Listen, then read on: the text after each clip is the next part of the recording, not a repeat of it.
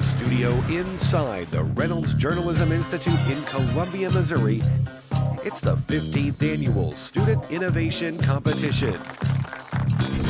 Featuring Director of Innovation, Duncan, and your host, RJI Executive Director, Randy Picht. Ladies and gentlemen, Randy Picht. Welcome to the Donald W. Reynolds Journalism Institute's Student Innovation Competition. For the past 15 years, RJI has challenged college students to solve a problem or seize an opportunity in the news industry. Every year we're inspired, we're impressed, we're excited to hear from these young minds. This year's competition set out to address news literacy. As journalists, we elevate the stories of people in our communities. We hold those in power accountable and connect our readers, viewers, listeners with each other. But what we don't often enough do is explain what goes on behind the scenes to produce the journalism that we share with our communities every day. So we decided to challenge students to make something that will improve news literacy. We wanted to see ideas that would help people understand what journalists do and how we do it. What is our process from idea to publishing? What is newsworthy? What are interviews like? In short, we wanted teams to create something that can help improve communication and understanding between journalists and their communities. A number of teams from around the country answered that call. We whittled that list down to 8 finalists. They are Eagle One, Harms Grosvenor, Watchdogs, Dana Cassidy, Citizen Correspondent, Coasting Mastodons, the J School, and UGA Journalism Innovation Lab. RJI didn't put any barriers in the way. The teams could create anything, a game, an app, an event, a partnership with a local nonprofit organization, anything. We just asked the teams think creatively and think about what would work in their community to help build more understanding and trust into the public's relationship with journalism. Now I'd like to introduce Duncan, RJI's Director of Innovation, who has been overseeing the many moving parts of this year's competition. Kat? Thanks, Randy. Since mid-December, the teams have been working hard developing their idea from concept to a working prototype. Earlier this month, we filmed each team presenting their idea, how they implemented it, and their results for our judges to view. Here's a compilation of that work. Let's take a look. My name is Dana Cassidy. I'm a senior at the University of Florida, and today I'm presenting my submission, the News Literacy Toolkit.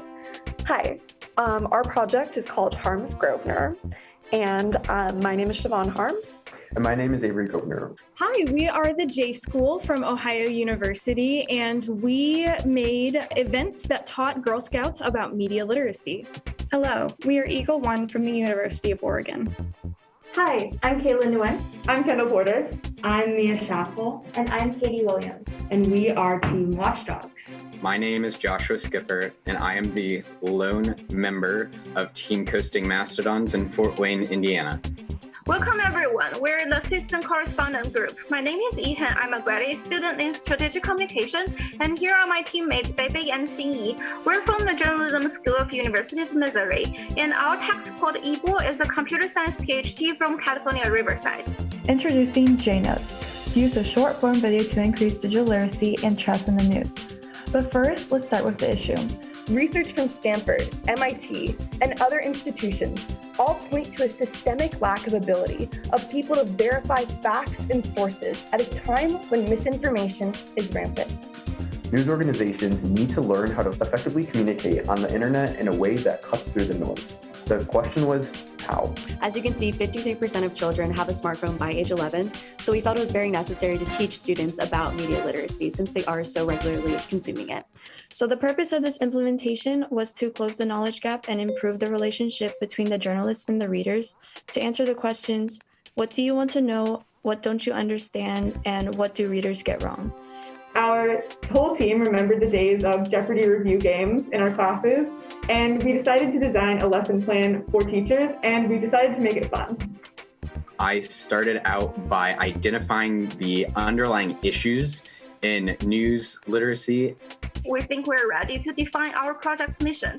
We want to build a better consumption path between the local newsrooms and our community to improve the news engagement along with news literacy. That's where the idea of JNotes is born. JNotes are video annotations between 30 seconds and 1 minute.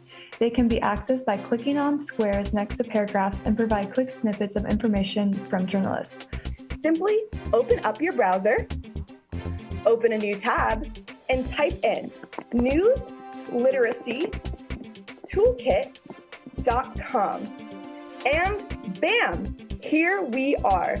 You might be asking yourself, focusing on social media is hard enough for huge corporations like NBC and CNN. Why should local news organizations focus on this type of content? Well, this type of content not only draws in more viewers, it pays. And then we had to move on to the media remake, putting the me in media and having the girls create positive messages about Girl Scouts using both interviews that they did with each other and paper sources that we gave them. Hello and welcome to the first and probably only Girl Scout news podcast made by us. We believe that this is something that should become a journalistic standard for newspapers because it will help people better understand their news and, in turn, increasing media literacy in the public. And we would consistently sketch little mock-ups that illustrated what exactly we wanted the website to look like and how we could make the game as informative and fun as possible to middle schoolers. The clientele or the regulars at the bar realized that the content wasn't updated every day, so they stopped checking in, which can be alleviated by a news organization checking or refreshing their content every day. So in order to encourage the participation, we want to give participants some feedback when they finish the form. So we designed a scoring system that could provide instant feedback to the audiences. Ultimately, we were excited to look at these JNotes and assess, in their current state, what impact they had on the trustworthiness, connections, and credibility that Red and Black audience members felt with the journalists and their stories. And we're excited to, understand how they could be expanded upon and implemented in the future as well. Thank you so much. Thank you. To help RJI choose the top projects from this impressive group, we reached out to 3 news industry veterans. Our judges this year are Melissa Cassutt, Solutions Journalism Network, an independent nonprofit organization that advocates reporting and writing about problems and issues from an overall solutions point of view. John Hernandez, Resolve Philly, a nonprofit whose work centers on improving how misrepresented and underrepresented communities are covered and served by the media. And Ebonee Rice, News Literacy Project, a nonpartisan national education nonprofit that provides programs and resources for educators and the public to teach, learn, and share the abilities needed to be smart, active consumers of news and information. The judges based their selections on 4 main criteria. Idea. How did the team come up with the idea?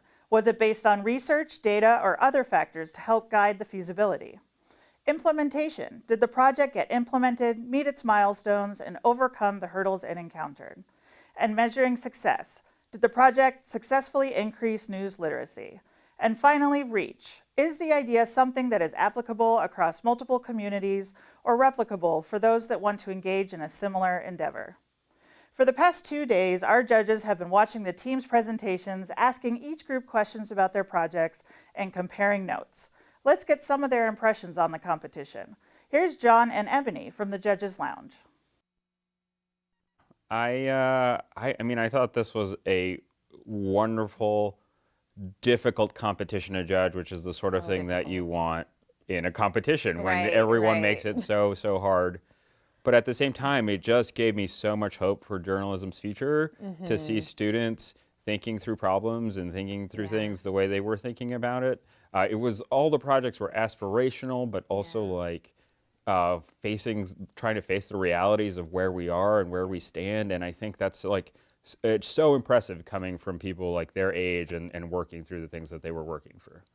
Yeah, I think the day and age that we live in, I also felt very hopeful in just recognizing that this next generation of journalists, of folks who are going to be integrated into our society, who are going to be voters and who are going to be leaders in every sector of life, are thinking about news literacy in this way and really like centering it and understanding its importance and how much we really kind of have a system that really needs them to be thinking through problems in this way. So I was incredibly impressed with all of the ideas. I was even really, impressed with how teams thought about implementation specifically, how teams took their ideas and then turned them into something that's tangible in the real world. I thought that was just so cool. Yeah, for sure. And I think that's a difficult thing to do and Right. difficult thing to work through, because like working in journalism support, those questions of implementation in an industry that can be so risk averse, that can be so wary of change just because it feels like it's being attacked from all sides and just going through difficulties of its own, means that they had a very difficult task in front of them to consider news literacy as like a central point of all of this. And I, for one, feel like, like our democracy will survive with like these young people at the helm and who are not just thinking creatively about like things happening, but also who seemingly understand the misinformation problem and are actively working to address it and think about it from a number of different angles. And I personally, felt really encouraged with the submissions. I also felt really challenged in my own thinking and my own work to really have a really different type of systematic understanding of the landscape that we're in now and how I can also help co-create a better vision for the future. And these young people really inspired that line of thinking in me. Yeah, for sure. I mean, one thing that stood out to me is like this idea of like the sort of interdisciplinary levers that you have to pull in order to make an effective solution. And what I loved about all the submissions was they were really trying to think of what it takes to have something be implemented at a holistic level where it's not just serving the journalists and the newsrooms, but it's serving the general public or a specific audience, and thinking through solutions in that manner. So because that's just the future of news, the future of product, the future of the way all of this will work. I feel like we're on the precipice of something really cool, and I feel really honored to have been able to participate in this way. Randy, I can honestly say, after watching all the presentations and listening to the Q&A between the judges and the teams, I'm glad I wasn't in their shoes. They had a difficult test choosing just one winner. Thanks, Kat. And thank you, judges, for your input and help in selecting this year's winners. Before we reveal our top 3, I would like to thank all of our teams who are really all winners for taking on this challenge and putting in the hours of work to try something new to help journalism get stronger. Your submissions were extremely creative, and I am sure they will benefit communities and newsrooms all over the country. And finally, I want to thank you, Kat, for your leadership and oversight of the competition from start to finish. It was truly a sight to behold. Okay, now the moment we've all been waiting for. It's time to reveal the top 3 finalists. They are, in no particular order, Team Watchdogs, University of Oregon, Dana Cassidy, University of Florida, and Coasting Mastodons, Purdue University, Fort Wayne. Congratulations to our 3 finalists.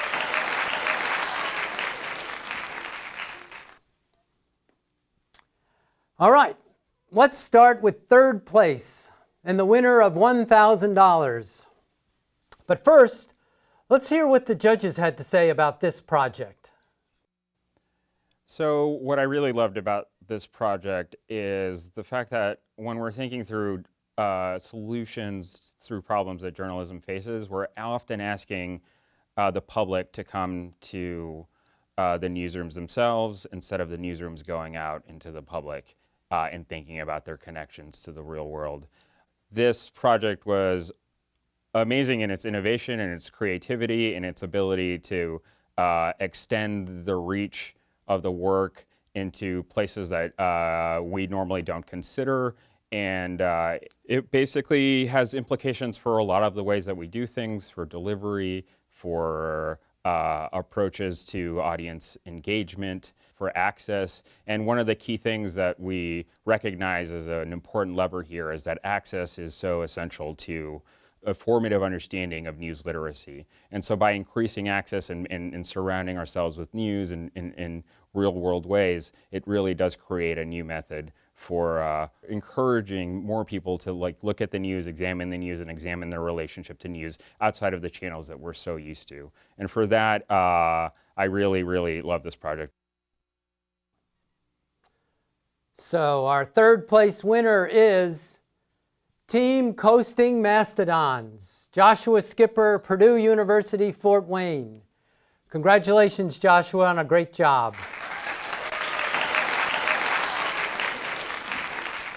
All right, and then there were two. So before I announce who won second place, let's hear what the judges have to say about that project. What I really loved about this project is that they saw a huge gap in a sector of society and decided to attack it head on using real experts in the field, which is incredibly important when you're thinking about a solution to a problem like news literacy education. And what I also thought was really interesting is they took a very creative, innovative, and experiential approach to how they wanted to solve this issue. And I love that they actually were able to implement it and get real-time feedback from the end users. So what I think is really interesting and engaging about this project is that it can be used across a number of different sectors and a number of different disciplines. I personally can see this project being implemented tomorrow. And so I'm really excited about the potential for this project. I'm really excited about how everyone came together to bring their unique gifts to this project. And in a society we live in today, there's a lot of pivoting. And this group had to pivot in the middle of their project, and they were able to do so and complete it on time. We were incredibly impressed with this project and just want to wish you congratulations. Our second place winner and the winner of $2,500 is Team Watchdogs, Katie Williams, Mia Schaffel, Kendall Porter, and Kayla Newing from the University of Oregon. Congratulations. And that means our grand prize winner and the winner of $10,000 is Dana Cassidy from the University of Florida. Congratulations, Dana. Before we hear more about your project, let's listen to what the judges had to say. Our number one team. There are just so many great things to say about our number one team. This team's pitch was so strong, largely because their idea was just so targeted. They created something that clearly addresses news literacy and really thought through the audience they wanted to address and the specifics of why. They implemented their ideas and did an impressive amount of testing, which led to making adjustments and improvements to their project along the way. And we were so impressed with how thoughtful and thorough this team was, especially considering accessibility, both in technology and user accessibility. There were so many great ideas in this competition, and it was hard to make decisions. But the other judges and I agreed that this team really rose to the top, and we're really excited to see where this team takes their project. All right, Dana, are you with us? Hi, yes. Sorry if my voice is a little shaky. I was not expecting that, and I really appreciate the kind words. Thank you so much. This project was, for many reasons, such a great experience as a journalist, content creator, and as a technologist. And I'm a firm believer that education is the tool to improve news literacy, but that also technology is the way to do it. And I just want to thank everyone for this process. I'm very overwhelmed right now in the best way. And thank you so much for allowing me to be part of this competition. I'm so excited. And the best feeling is just knowing that people are able to use these tools, and I hope it will be continued to use in classrooms, and I have big plans for it in the future. So thank you so much. Well, that's great, and it was such a well-organized and such a comprehensive entry. You did so many different things. You did the research, you did web design, you did product design, you did some coding, you did writing and reporting. You even did a little videography at the end when you talked to the fifth graders. It was amazing. So tell us, what was your favorite part about the project? Which do you like the best of that work? Oh man, that's a tough question. I guess on a work level, I'm a coder at heart, but I'm also a journalist. I really loved finding new ways to convey information and really think outside of the box and what would a child be interested? How can I best convey this different way of learning, and really think what can make it accessible to everyone. But also my most unexpected favorite part was working with the 5th graders. They're great. They're really smart. They were really funny. And honestly, they provided some awesome feedback that made it into the final edits. So I couldn't have done it without them. And I also want to give a big shout out to the educators and professionals who helped me on terms of guidance and feedback. I couldn't have done it without them. And educators make a huge difference in our community. So working with them was really awesome too. Yeah, I love the little clip where one of the students at the end is saying, journalists are regular people just like me. It was like perfect. So, all right. So what do you hope for next with this project? Where do you think it's going to go? Yeah, great question. I really hope to collaborate with a nonprofit newsroom or education company to really expand this further. It's a supplementary tool to education, so it can be divvied up between states. It could also be changed in different copies as high school, middle school, going into more history. But that's the beautiful thing about technology and the internet. It is so easy to update and add and collaborate. And I'm very excited to keep this as a community project, very open source, and just make it as an accessible tool for children, teachers, classrooms, outside of the classrooms, to be able to go in and learn. And I hope that over time, this is something that really is planted in the seeds, because news literacy is trust inherently. And when you're doing it in an education setting, you really learn how journalists are important, why they're important. And long term, this is going to create a great generation of students who are great readers and maybe our future press one day. So I have big plans for it, but hopefully I just want it to grow from here. And the biggest thing is just having it accessible for everyone and for people to use it. All right. Well, congratulations again, and thank you. See ya. All right, so congratulations to our winners and all the teams for a great job. For more information about RJI, please make sure to visit our website at rjionline.org. Thank you to all who joined us today. Bye.